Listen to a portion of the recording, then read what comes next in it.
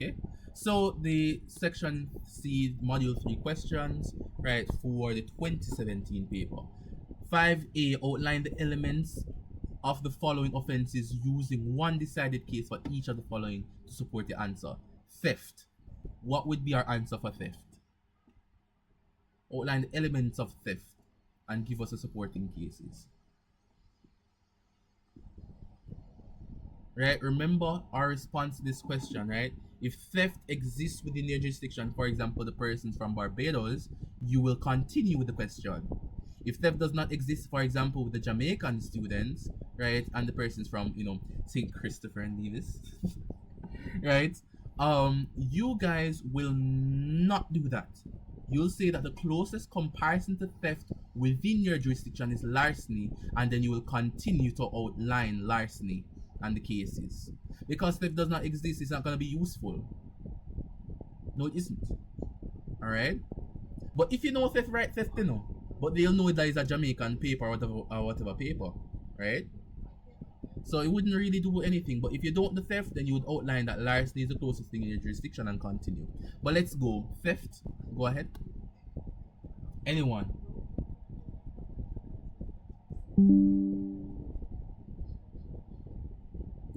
The questions, okay, shouldn't make the question. The thing is, no, right? The principles, the elements of theft are generally the same elements of larceny, so it wouldn't really affect the process, anyways. Alright? And law is situational, right? So it doesn't make any sense to teach persons, right, within countries where the law doesn't exist about the law that does not exist or apply to any of their situations. I find that completely redundant, right? I think that it would not matter, right? Especially if the students have prepared for their law exam, right? I don't think it would matter. So it would have, if the person, let's say if it would be the same issue here, right? If theft doesn't exist, it would have just been larceny, right? For the persons which theft doesn't exist for. It would still be a valid question. I think it would still be a valid question. And the elements are rather similar. And the cases could be the same cases. So it wouldn't really change the price of rice, right? Should it be? Yes, but this is law. Law is situational. It doesn't work like that, right? Larceny refers to the unlawful taking of another's property without consent and with the intent to permanently deprive them of their property. Okay. And then for theft, no, theft would generally be the same thing. Right? Theft is generally the same thing. Right? So the misappropriation of one's property and stuff like that, right? Without their consent, with the intent to deprive them permanently. So generally the same thing. And you provide a case. Give me some cases for theft or larceny. I want to see them in the chat, or if you guys wanna raise your hand and go, you go. Lapierre, okay. It's a case. Any other case? RV Lapierre. RV Taylor. RV Robinson. Go ahead.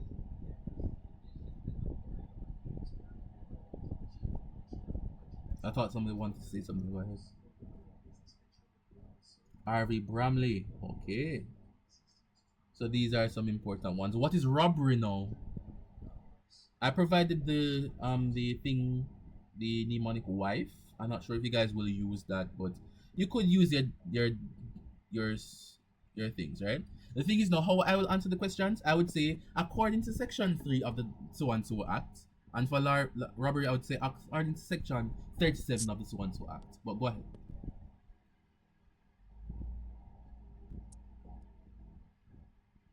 I keep on hearing something like somebody wants to unmute, but I'm not hearing.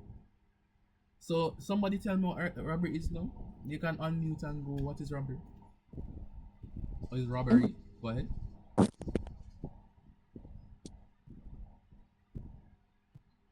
I'm not hearing you properly. I'm not sure if there's an issue with your mic, Zaria. I'm not hearing.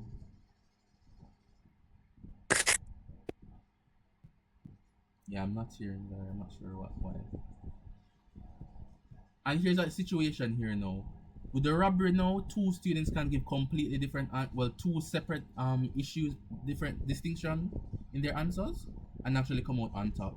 Because in Jamaica now, Jamaicans would have to now state that, is generally one or two, well, two or more persons. In Barbados, it's just one person. So law is dependent on the jurisdiction. So you need to know your laws. What does robbery speak to? Somebody just go and tell me. It's taking way too long for somebody to know what robbery is. Way too long.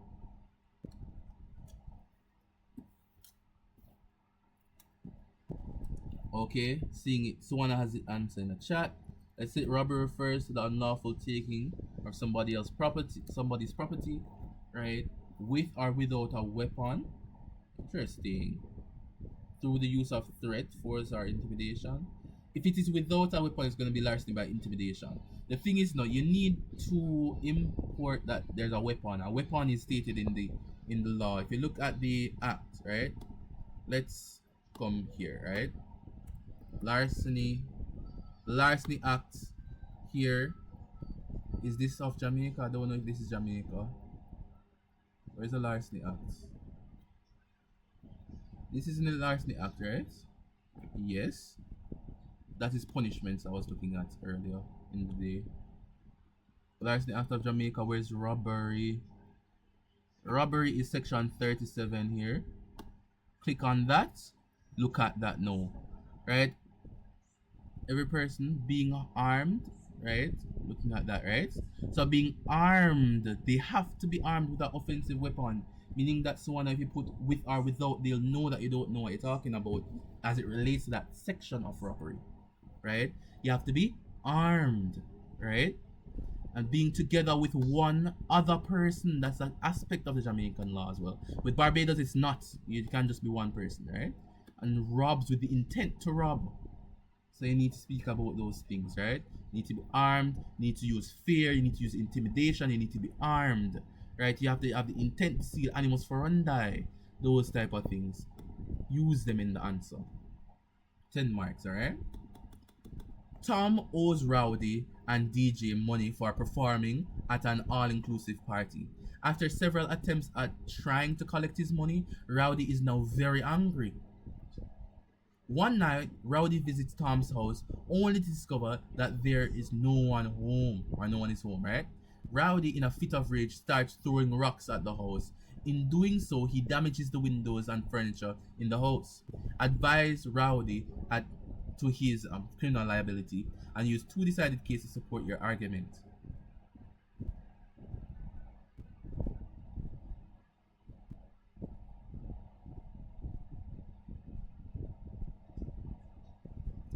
I love how they're just so inclusive for the Jamaicans. One night.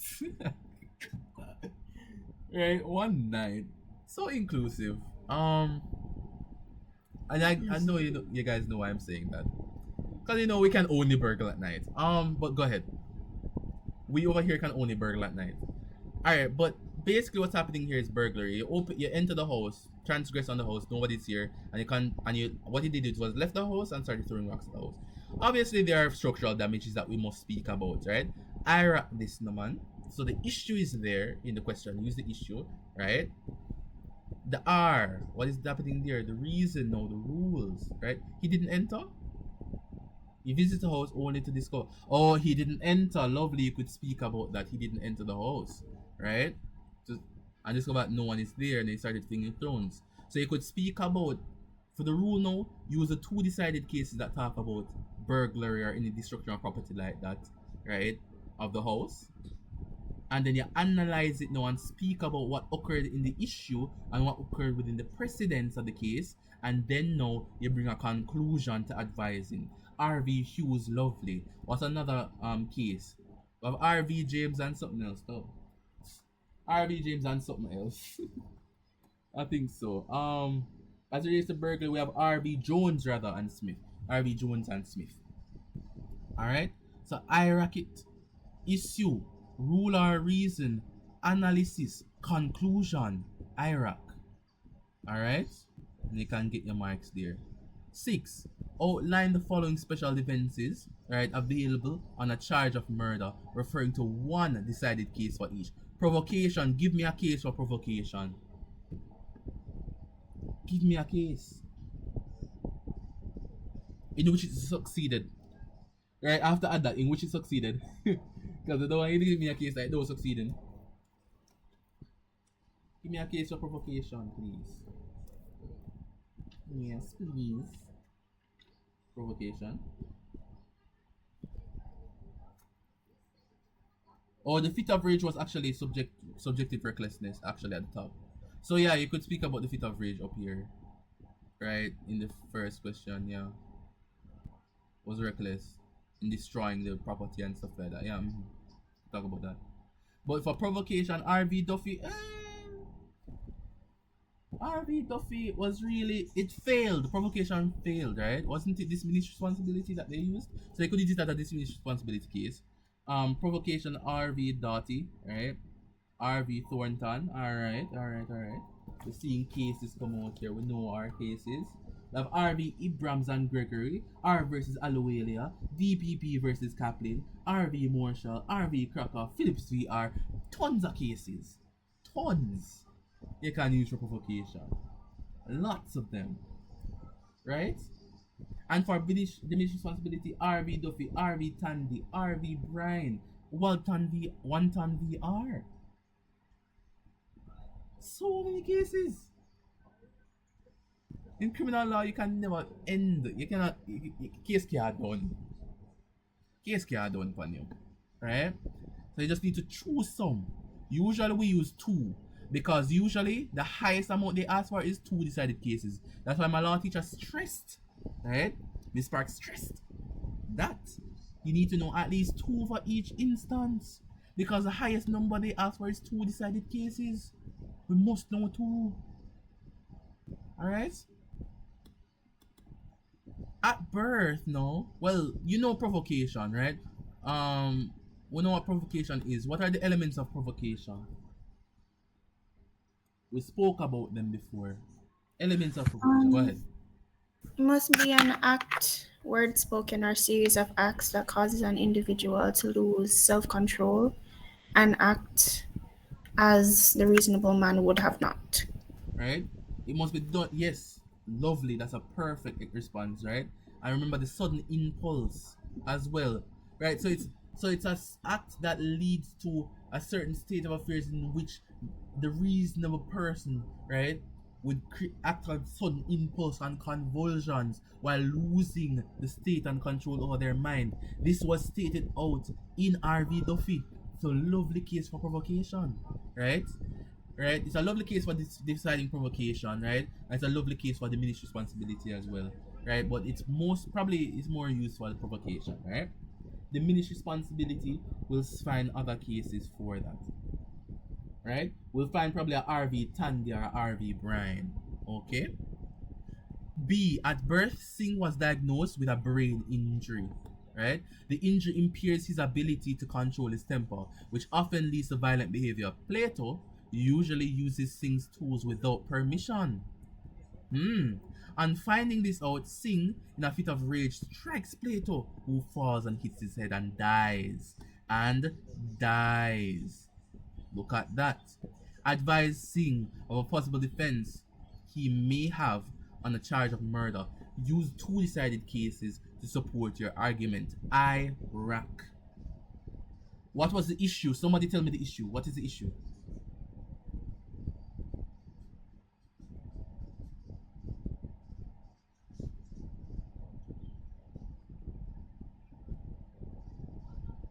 The issue. I want you guys to Iraq, you know, say you can't Iraq if you don't. Sir, whether or not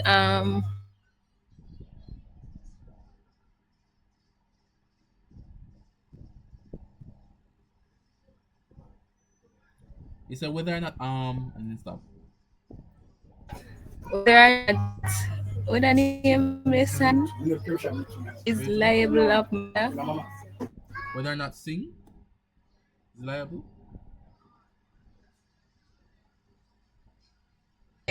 Yeah, liable of murder. Okay. Something like so. Lovely. So in our facts, yes. So in our facts, in our issue will state the brain injury, the loss of control and behavior leading him to kill the person, and the person planning to kill Plato, who usually borrows the tool without permission and stuff like. You're gonna basically rephrase the question. The statement is our issue, right?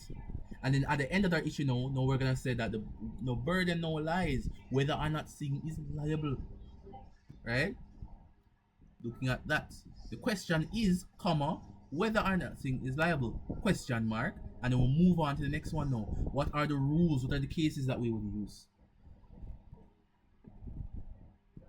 What are the cases that we will use now? Pick apart the thing now.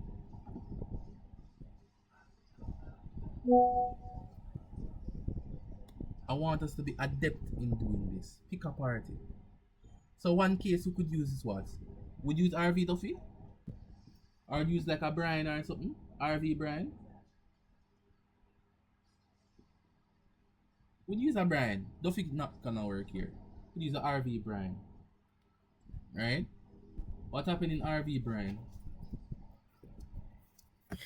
Sir, that's the one with the defendant killed a young woman by strangling her and mutilating her body. His defense was that he was subject to an overwhelming temptation of violent sexual desires since he was young. He was first charged with murder, then manslaughter, because of diminished responsibility. Okay, lovely. You could also use Bratty versus the AG. Lovely, Tasha. Yeah.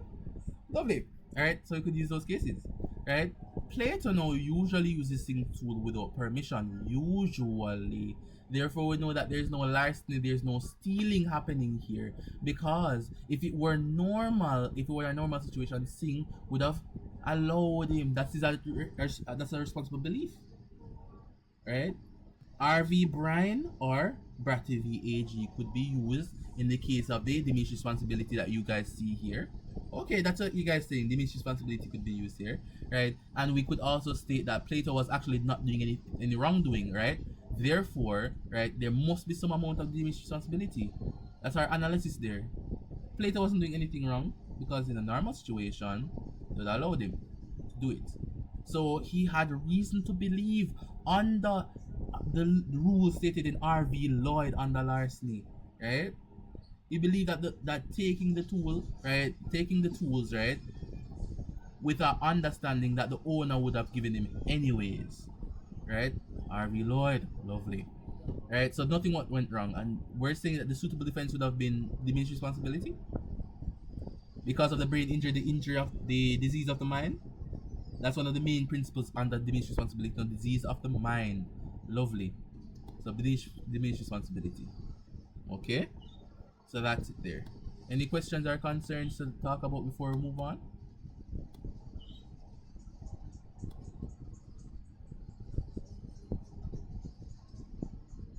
Guys, let me know, so I don't just sit down and waste the time.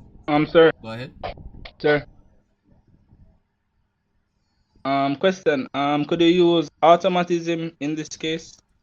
And which one of the automatism would you use? Because he suffered from impaired ability to control his breakdown. In the diagnosed with brain injury, which one of the automatism would he fall under? Okay. Let me allow somebody else to answer that. Which automatism would it be?